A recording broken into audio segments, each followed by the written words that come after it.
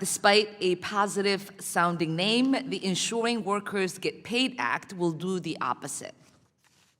It ensures that employers who steal wages get a do-over with no real consequences. It ensures workers get the bare minimum of what they are already owed.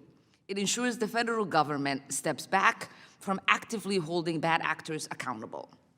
Under this bill, if an employer self-audits and admits to minimum wage or overtime violations, they can quietly pay back their workers while avoiding liquidated damages or serious penalties. As long as the employer is not a repeat violator or under investigation, they can use the paid program as an easy safe harbor and ask workers to sign away their right to go to court. That is not fair or effective enforcement. It lets dishonest businesses treat stolen wages like an interest-free loan from workers. It also rigs the playing field against honest businesses.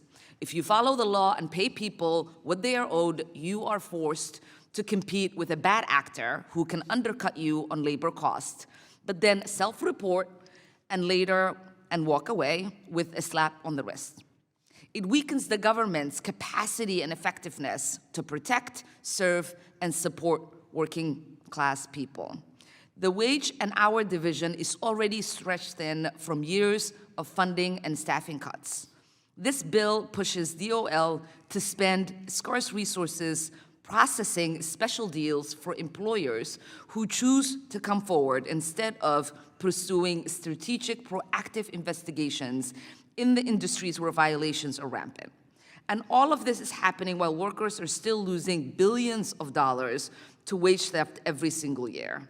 And this administration has already announced that it will no longer seek liquidated damages in wage and hour cases. So what problem is this bill really trying to solve, other than making life easier for employers who break the law?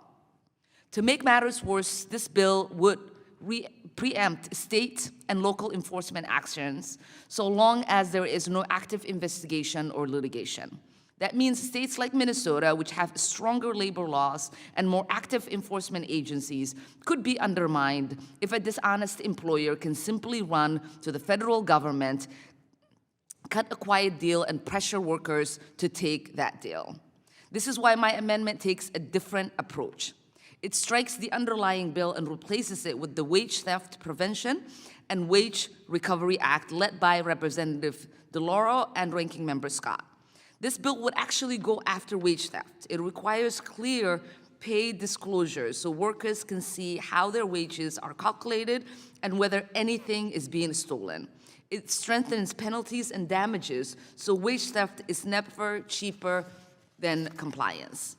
It restores workers' access to justice by limiting forced arbitration and class action waivers that hide wage theft claims.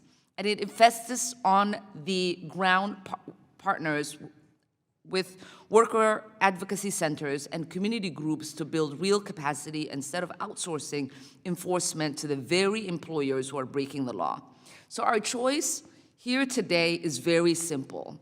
We can pass a bill that invites wage thieves to police themselves, or we can adapt a serious bill that protects workers and rewards honest businesses. I urge all of my colleagues to support my amendment and to stand with workers in all of our districts who deserve to be paid every dollar they have earned. Thank you, and I yield back.